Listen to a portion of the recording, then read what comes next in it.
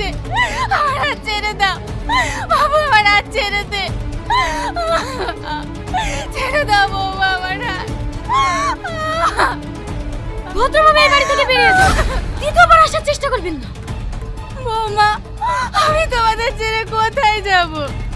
কোথায় যাবেন সেটা আমি কি করে বলবো? বেরান এই বাড়ি থেকে।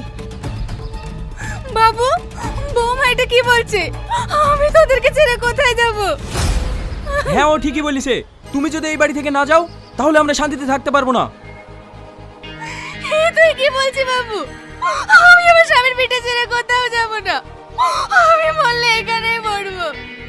যাবো না বললে হবে, যেতে তোমাকে হবেই। চলো বলছি, চলো চলো।